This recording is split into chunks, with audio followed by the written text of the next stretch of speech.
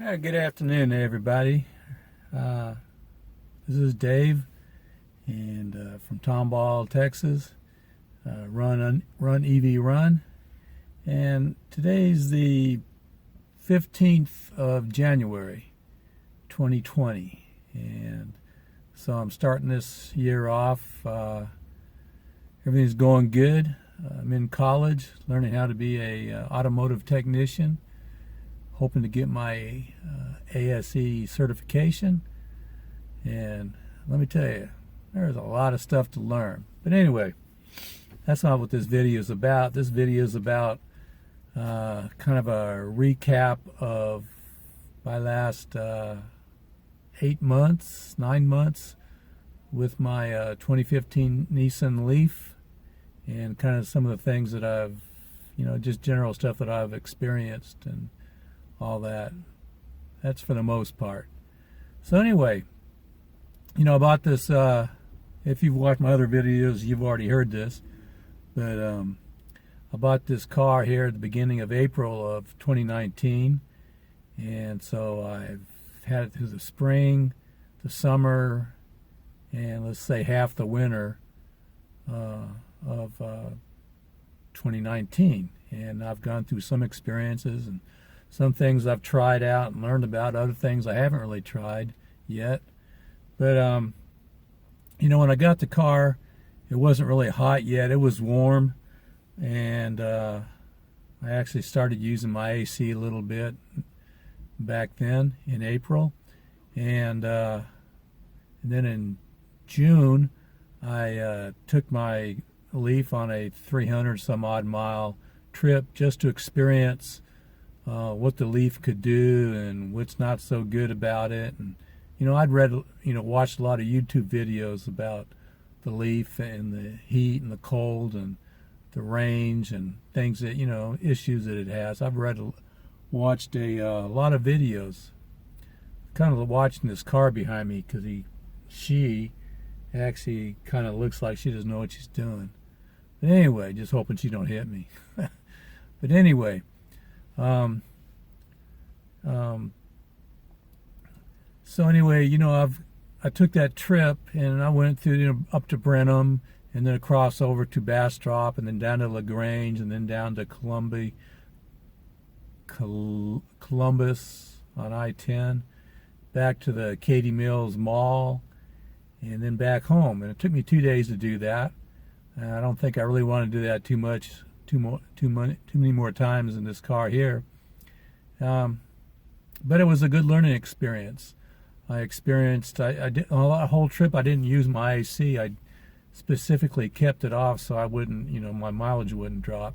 Because I have noticed that when my AC's turned on, if, let's say, when I start out, I've got 88 miles or 89 miles on my guessometer. The guessometer being, approximately how many miles I got on my charge. Then I lose about anywhere from 4 to 8 miles. And so I wanted to do that trip, and so I did it. And the whole trip I used, mostly I used the 110 outlets on various places. I used a level 2 charger twice, and a CHAdeMO charger twice in that journey. And out of that whole journey, I had to pay $9 and some odd cents at the Katy Mills Mall at the EV Go. But the other charger, which was in Columbus, Texas, didn't cost me a thing. It was free, and it was like level 3 charging, so that was pretty cool. I always forget the name of that market, something like Smitty's Market or something like that. Anyway, I'm not gonna get hung up on that. But anyway, so and then when I did the fast charging, the CHAdeMO charging and stuff on the car in the summertime, normally when you look at the gauge on the display in front of me here, it usually shows, on a typical day, it shows 6 bars. That's about normal, running, anything above 60, 65 above that, it usually shows, like today it's 77 degrees and it's showing 6 bars. And that's pretty much normal in, you know, late 60s and 70s. You know, that's about what it shows. And then a lot of times if it's above like 80 or 90, then it shows maybe 7 bars. And what I noticed on the trip was I had 6 bars, but when I charged it at a Chatham place, like I did in Columbus, Texas on I-10, it went up 2 or 3 notches. So it was like 6, 7, 8. It was like 9 bars. So then, but that was, it was like 100 degrees outside then, and so then I drove it to Katy Mills Mall, and I charged again, you know, Chatham charging, and that was EVgo charging station, and so it brought it up, and so it was like brought it up another notch. So it was like right on the red line, and but I didn't worry about it too much. It just charged it up, and went on home, and I was a happy camper when I got home, because once during that trip I got into turtle mode, and that wasn't real exciting. I was kind of had a little anxiety going on there. That was when I pulled into, I charged up at McDade, Texas, and then but I didn't charge up enough, and so then I drove all the way into Bastrop to the Best Western, and when I got there I was pulling in the parking lot, and it was below 7 miles.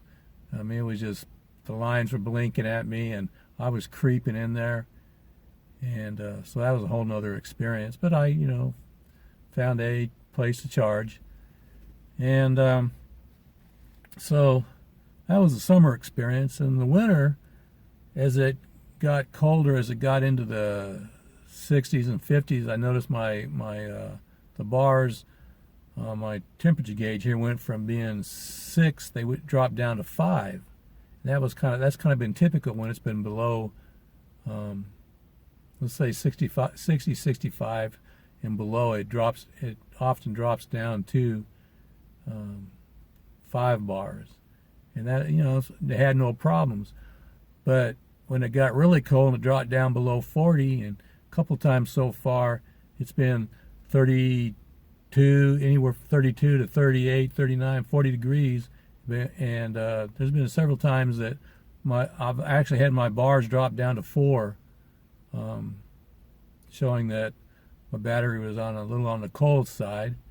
And I also, when it was below 30, like 38, 39, I got a warning a couple times on my display saying that, you know, the battery was cold. I think it wanted a warm jacket or something. I don't know, but, you know, but it gave me a warning saying my battery was cold. But it didn't affect anything. It just kept on ticking, and it didn't, you know.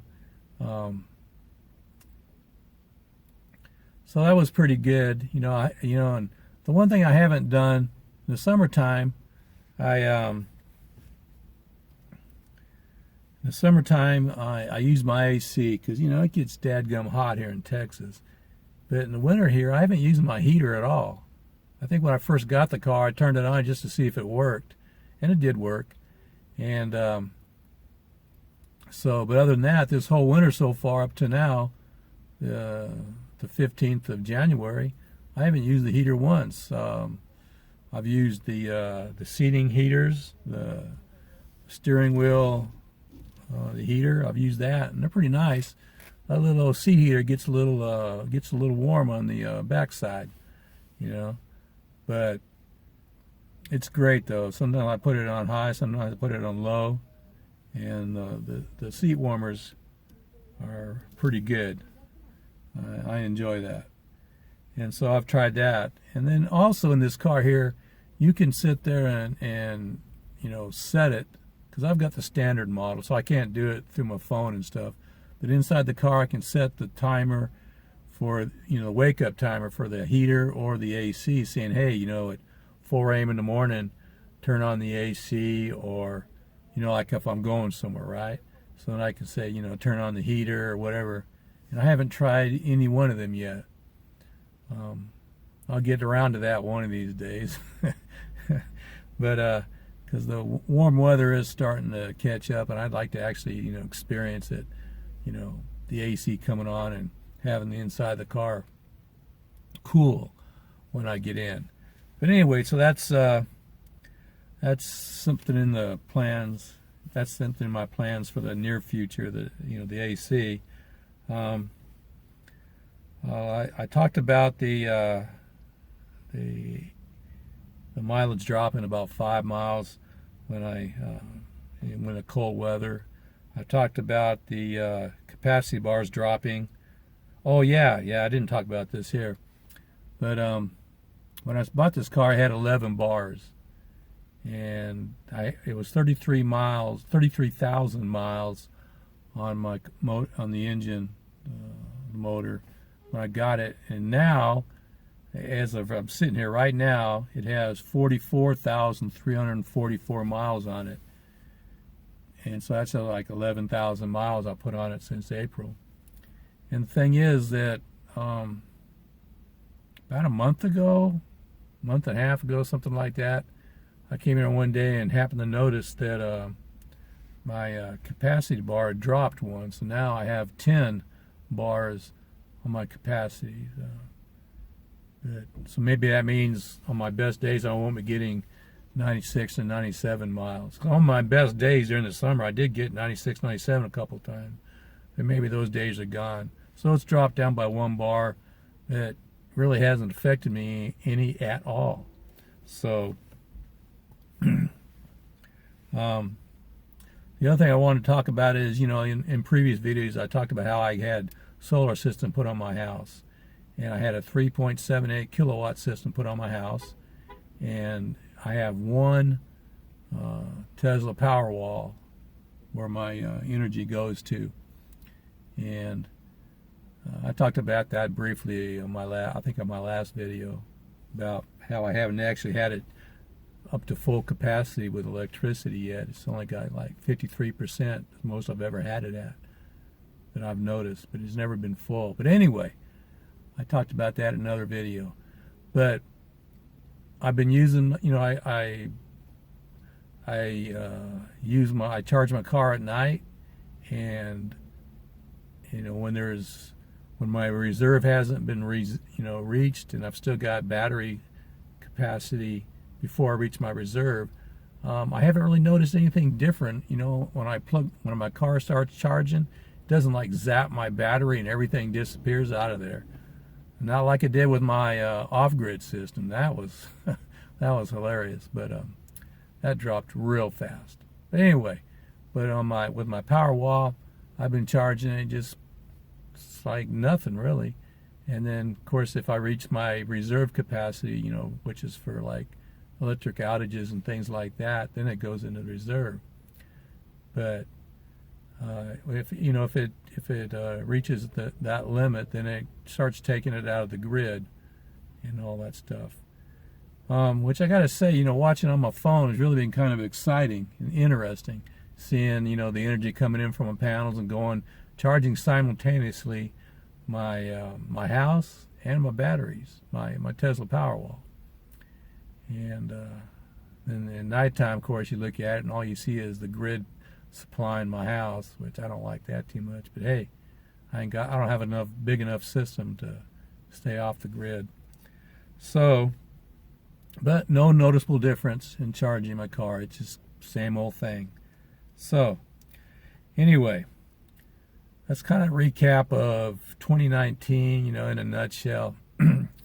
I told you that I was going to Lone Star College to become a automotive technician. You can get my ASE certification, you know, be a master mechanic for ICE cars. And it was interesting because in the day of introduction, the teacher was asking everybody, well, what kind of car do you drive? And all these people are saying, well, I got a Charger, and I got a BMW, and I got a Volkswagen, and, you know, all these other cars, all these ICE cars, you know, the internal combustion engine. And I said, well, I got 3 of them, and one of them's a Outback, and one of them's a Toyota Tacoma, and then I got a Nissan Leaf. And everybody kind of, oh, that's an electric car. And I said, yeah. And so then there was a few questions about, what the car could do and couldn't do and things like that. And I answered them all. But anyway, so we was in class today, and we're talking, because I got two classes. One's about brakes right now, and one's about introduction. And in the introduction to automotive technology, they was talking about, the different kind of gases and fuels that they have for. And I got to sit there.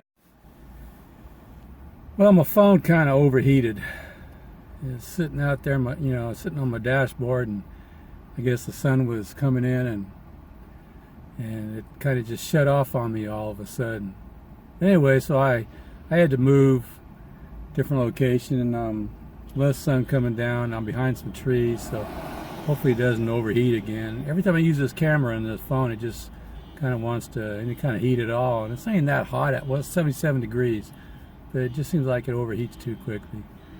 But anyway, as I was saying, we was telling all about these cars and everything, and then all the cars that we have, and so then the instructor started talking about all the additives that you got to put in to make your your gas cleaner and your diesel cleaner. And it wasn't just one thing, it was several. And if you go to this gas station, you put in this additive. You go to another gas station, you put another additive. And I'm thinking, that's why we got a climate crisis going on, because we're all driving these vehicles that are just polluting the air, and so they got to start adding all these other things to try to clean it up, when really, and they all know it, you got to get rid of them, go electric. But hey, for the meanwhile, I'm gonna learn how to repair these things, and that way, as electric cars come in, I can sit there and talk to people and say, hey, if you had an electric car, you wouldn't be doing all this, you wouldn't have all these issues, And anyway, so that was kind of interesting, and that he was talking about all that stuff. And so anyway, so now I'm going to the college, and I live in Spring Tomball area, Spring Cypress Drive and 249, and from it's basically from my house to the college 33 miles back. And so with my limited range, these days I'm only getting like at the most 88 miles. That's because last night it was kind of warm, so I got a couple more miles. Usually it's been like 82 in the colder weather, but so last night I got 88, and so 33 there and 33 back is 66, and that gives me about another 24 miles on my charge before I have to find something, But anyway, so I have plenty of electricity to get from where I set up to Conroe, and that's way up on the north side of Conroe, and then get back home. And I take the shortest possible route. I go Spring Cypress to Kirkendall, and Kirkendall to Gosling, and Gosling up to 242 over to 45, and up 45 all the way to Conroe. And then take 33 over to the college. And I say all that just to say that, having a short range car and all that stuff just isn't really that much of a problem.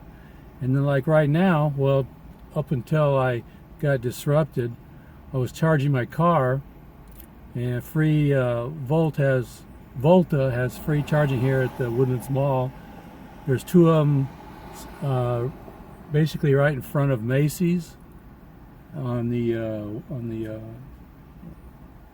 west or southwest side of the place, and then over by Dick's Sporting Goods, they've got two more charging stations, Volta charging, level 2, and that's brand new, just boom, because it's been about a year, I guess, since I've been here to the mall, or up in this area, and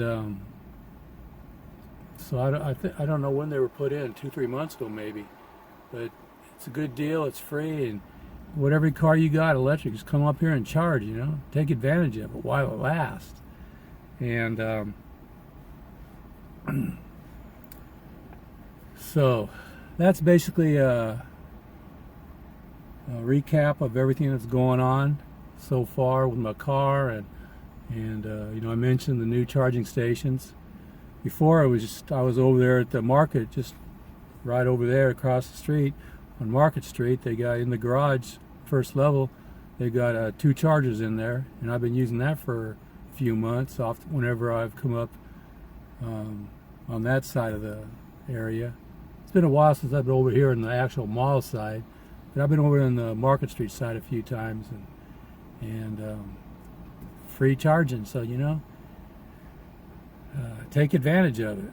You know, that's how I'm making, you know, getting to college, getting in Conroe and back, and have plenty extra. You know, stop off here, go inside the mall, and, you know, look around, study the architecture, and get yourself a Coke or a Diet Coke, of course. You know, coffee, something like that. You know, something healthy, good old coffee.